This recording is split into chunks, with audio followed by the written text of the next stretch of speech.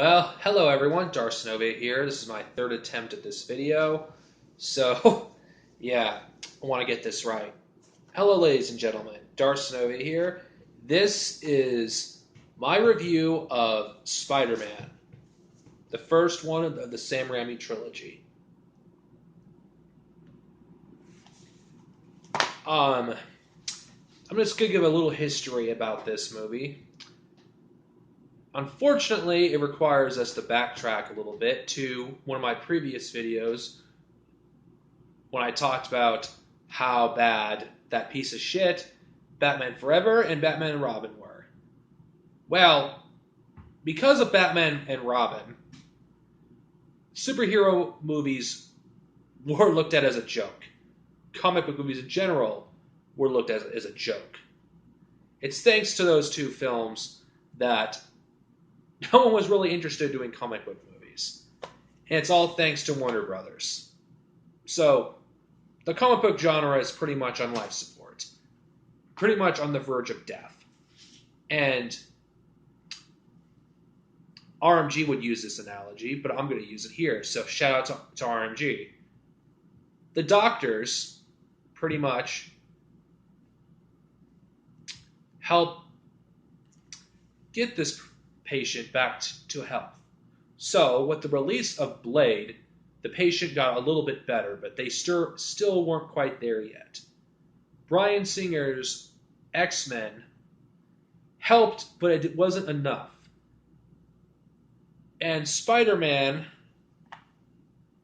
in 2002, I felt like, is when the patient fully healed. It's because of those three movies is why the comic book genre is alive. And I believe that Spider-Man, in my opinion, was the final step in that. I don't care what any fanboys have to say. I don't care what the Andrewites have to say. That's what I called the fanboys of Andrew Garfield's Spider-Man films. I'm talking about the extreme ones. I believe this movie single-handedly started the comic book renaissance that we have today. Yes, Blade may have came out before it. Same thing with Bryan Singer's X-Men. But I believe this was the movie that jump-started the Golden Age. I believe it began. What Superman 78 was for comic book movies in the 20th century, Spider-Man is in the 21st century. And yes, I'm going to go as far to say that Spider-Man is the Superman 78 of 2002. 23 years after that movie came out. So what Richard Donner was in the 70s is what Sam Raimi is in the 2000s. I consider Sam Raimi the Richard Donner of comic book movies. Because if it weren't for that director, we wouldn't have the Avengers, we wouldn't have the overrated Dark Knight trilogy, we would not have any of the comic book movies that we enjoy now wouldn't have happened if it had not been for Sam Raimi.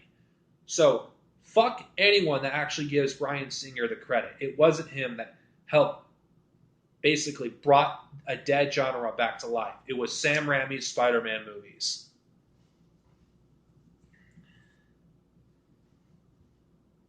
Because what happens after that? You had Fantastic Four. You had Elektra. You had Daredevil. You had Hulk. It was endless, it seemed like. But DC was nowhere to be seen. Which I'll get to that in a future video. But Marvel properties were coming out left and right. And it all started here. Now, how does the movie itself hold up? Well, I saw this movie back in opening day 14 years ago. And I was blown away as a kid. But unfortunately, I was a dumbass and gave in to peer pressure because somehow it was cool to hate the first movie back in the day for some reason. But when Spider-Man 2 came out, people were suddenly loving it. And it always bothered me for some reason that Spider-Man 1 always got shit on, but not Spider-Man 2. And I felt like this movie is severely underrated.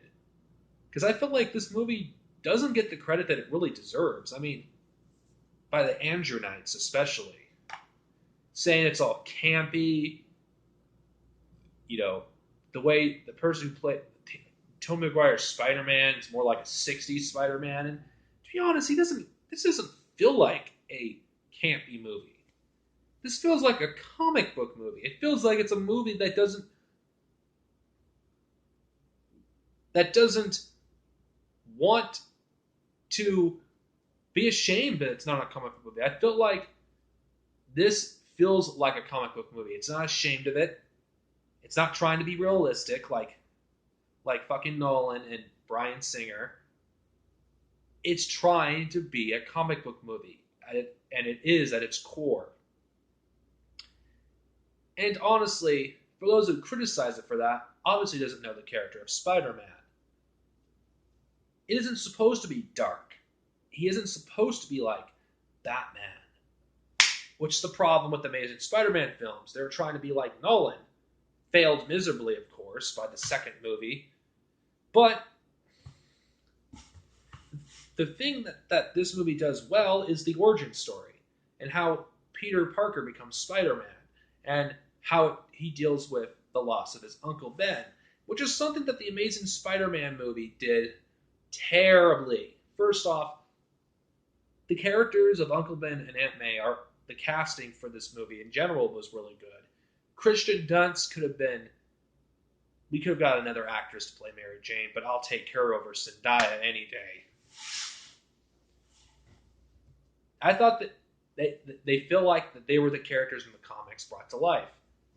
And the problem with Uncle Ben and Aunt May in the Amazing Spider-Man movies, they're too young to be Uncle Ben and Aunt May. They're too young. Yeah, the death of Uncle Ben felt more emotional in this version than the darker Amazing Spider-Man. And here's the problem with that movie. This movie did not have a stupid subplot of Spider-Man chasing a criminal around to find his uncle's killer. Because that plot got nowhere. This movie dealt with that plot quickly. And it moved on. Because now you have a plot hole in Amazing Spider-Man 1, which in this movie, I can't think of a plot hole that really exists except a few minor ones. But the villain in this movie I felt was far better than the Amazing Spider-Man films. Fuck you, Andrewites. You could go suck it. The actor, I can't recall his name at the moment. Geez, I'm terrible with names. He was a great Green Goblin. Far better than the person who does Green Goblin in Amazing Spider-Man 2. It's like, wow. This movie did blow me away. It's like, Spider-Man 3 was such a horrible movie that I didn't want to go back to the other two because it was so bad. But perhaps that was a mistake. And honestly, I'm glad I made the decision to buy these. The Blu-ray set for this, I'm happy that I bought it. Because I felt like giving these movies a second chance was worth it.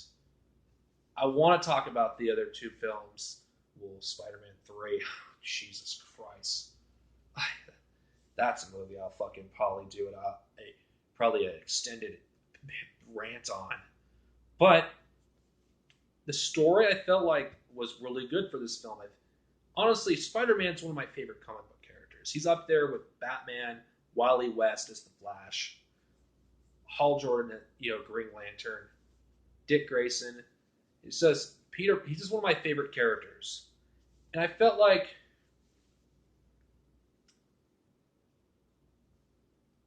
his character.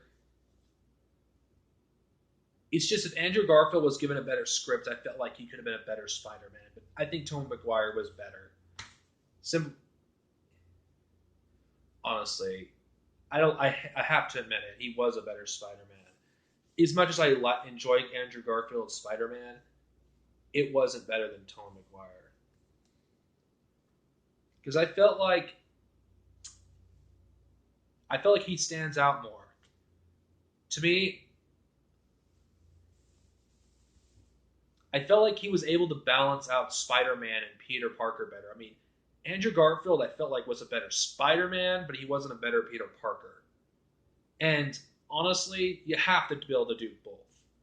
And even if even if Tom McGuire is not as good as a Spider-Man, he's better in general because he is able to do both to be able to do both personas. And if you can't do both well, then you're not a good Spider-Man. Sorry, Andrew Knight, but it's the truth. It's like examples.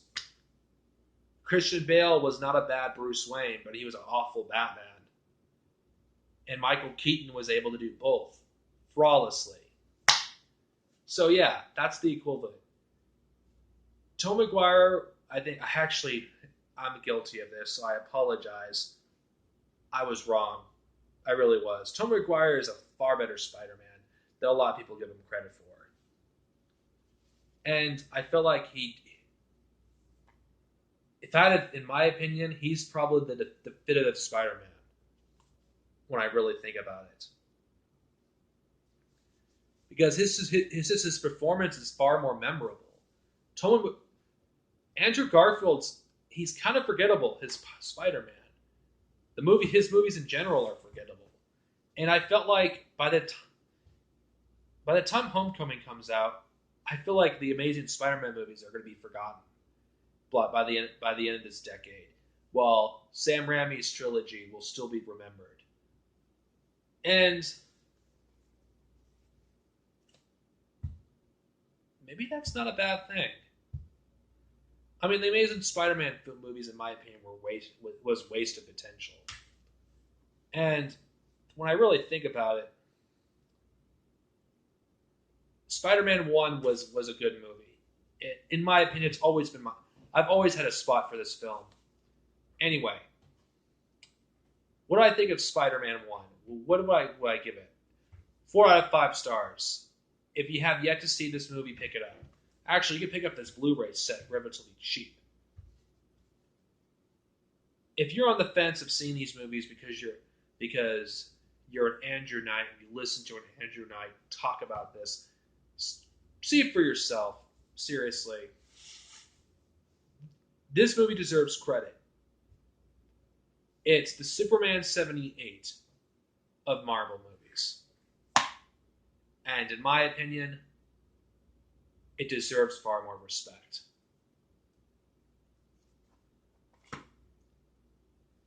Well, next time we talk about the Sam Raimi Spider-Man trilogy, we will be talking about Spider-Man 2. Is it as good as people say it is? Well, we'll find out. At least I'll find out. Next time you'll hear me talk about Spider-Man 2, the one with Doc Ock, one of my favorite Spider-Man villains. See you guys next time, and as always, comment below.